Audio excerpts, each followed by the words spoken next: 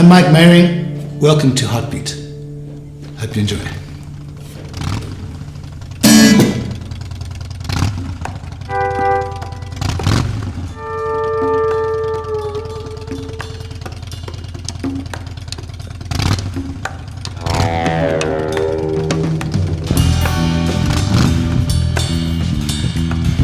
The Highway Jam lineup has changed throughout the years, right? Yes. Okay, it's kind of like part of its process and its evolution. It's part of it, yes. Yeah, right? So what is it like having Tyler, your son, now take over the place where Kai used to be? Well, Kai is he's a brilliant guitar player, brilliant bass player, gentle person, and he's had to move back to Germany. Yeah. And I was kind of debating, I was thinking, we spoke to Pete Sclair, and Pete does stay quite far away, and there was, we would love to have Pete play.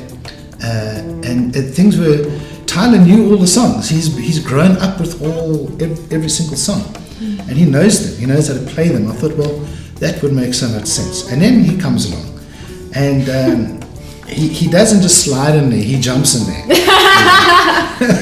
and he brings this freshness, and he brings this kind of freshness and youth. And I suppose his style of playing, Kai is very melodic. Whereas Tyler's got a bit more aggressive, and he's got a bit more funk feel. Oh, okay. Which has added a new element to the stuff. Yeah. Okay. And we're loving it. Cool. What was that? It was. Oh, it was the fireplace. Hey? It was the fireplace. We have a fireplace in our Cool. Okay. Right. Welcome to my office. This is it's called Freetone Studios. This is where I write all my stuff, I play my music, I rehearse, our bands rehearse here, I record bands, do all sorts of stuff. My guitars on this side, I've got my semi-acoustic, it's Lebanese, I've got a Martin acoustic, I've got my Strat, JP LaRue amps, lovely amp, full tube, major blast. Recording desks, I've got 16 channels to play with. It's a nice little home studio. As you can see, I've got my old guitar. I think all it's good for is hanging on the wall. What happened to it?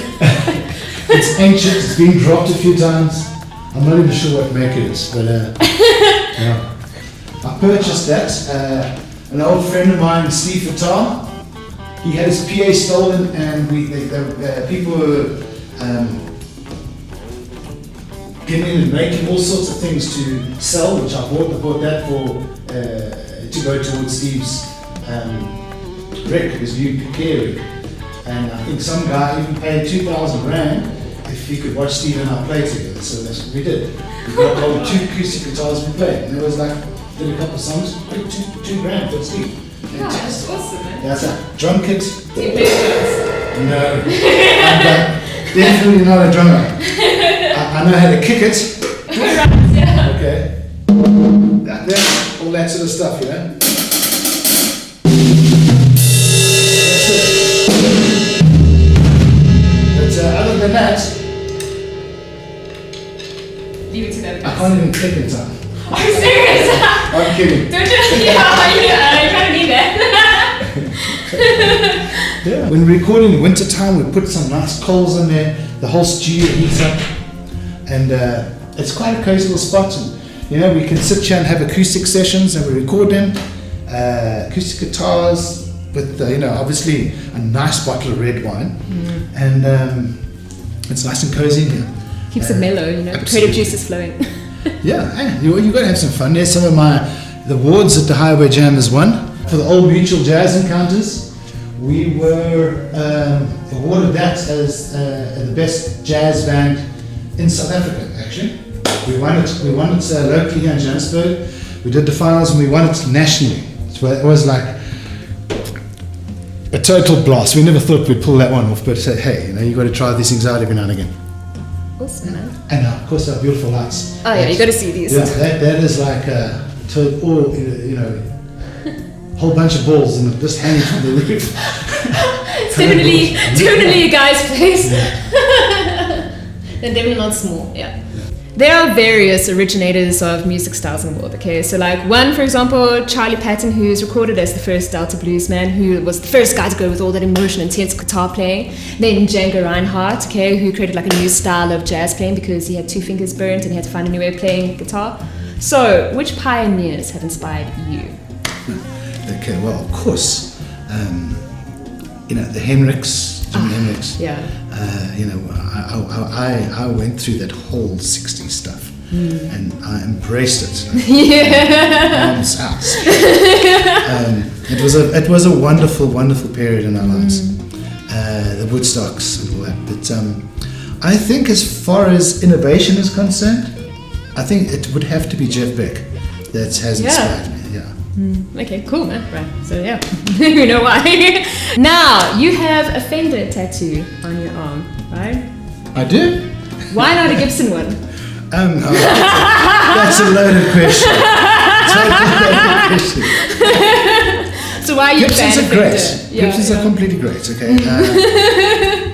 I find, the SGs are unbelievable. Derek Trucks, who plays slide. There's the Les Pauls. They are unbelievable guitars. But why do you love Fender? Because Fender are unbelievably better. in my opinion. I find a Fender quite versatile as well. You can get a Fender to sound pretty much like a Les Paul by turning a few knobs, and depending where you play on the so you can have 2 in 1. You can get that kind of sound. Obviously, it'd be great to have a Fender instead of to have both, But I find, changing guitars on stage and stuff is like a mission. Yeah. It's great when you've got roadies. I used to have some roadies that would hand me the slide guitar, then whip that off and tune another one while that's going. That was all fun, fun and games. But this guitar is a workhorse. It's a total workhorse, and it just hangs in there, and I've got to do my adjustments every now and again, and look after it, occasionally clean it, and occasionally change the strings. I think I clean it more than I change strings, but I think the next gig it'll have new strings. Okay, this one's Fire and Rain. See, we spoke about earlier. So you're originally a Durbanite surfer guy who's now set up his studio inland in the countryside. Has nature always played an important role in your creative process? Yes. I think when you get a bit tongue-tied and you're battling to write and stuff, you just go, I will take a walk in the forest, or I'll go for a surf. I grew up on the beach with my old Ebenezer Hummingbird box guitar, and sitting around, a whole bunch of us, all the crazy people from the beach, all my old friends, and a couple of us would play guitar, and we were just, instead of going and spending like loads amount of money in a pub or whatever the store is, we'd sit on the beach and we would around a campfire and we would jam, like Neil Young stuff. Because you also did that show, where you did the Nash tribute kind of, I was Stephen Stills in that show. Oh, cool, man. Yeah, that's lovely music to play as well. Why is music so important in your life? I think it's one of the few things I don't have any control over. It's, in other words, I can't control it. But it's a medium for me, and it takes me places. So it's your adventure. It takes me on journeys. I don't take music on a journey. Music takes me on a journey. And when I'm playing, we'll do things at the Radium with Kathy Raven and Highway Jam support team. Wonderful, all-time favorite vocalist.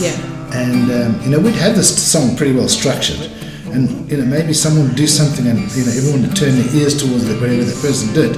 And Kathy was mature enough to let us go. And then we'd just go, whoa, totally west. And then eventually, Kathy would be looking at us, we'd bring it back. Like okay. And then we'd basically go back to the structure, which is that's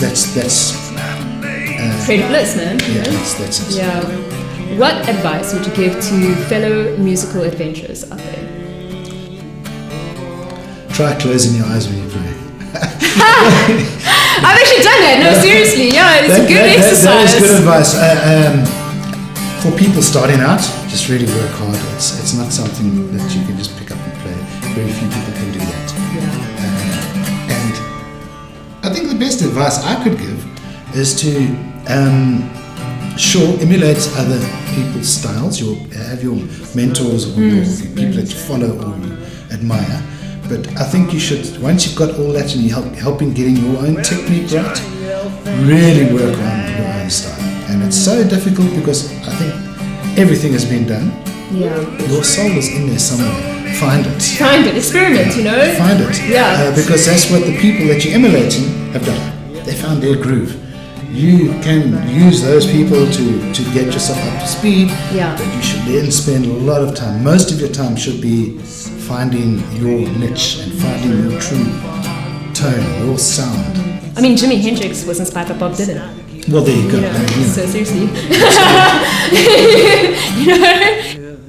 The people I'd like to thank the most through this whole process of me starting off music and up to this point is my immediate family. My brothers, my mother, my father, and my children keep me going as well. And my wife keeps me going. And I'd like to thank all of you very much. Hey guys, that's it. Thank you for watching. Like, subscribe, comment, tell me what you think, how you feel. Have an awesome day. And Mike and Patch, thank you for sharing your time and from your hearts. And I wish you the absolute best on your journey. Have a great one. Bye. And have you been surfing lately?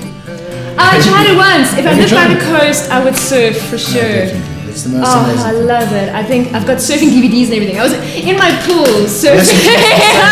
I got my surfboards up here and Maximus, my son, he's looking up boards and we jump into the pool and paddle around. Yeah, it is such a cool feeling. You can see the waves, you know. Yeah. And we go into our own little world and realise that we are so far from the beach. But it's all fun, you know. We go down for our surfs in Durban. Oh yeah. Fire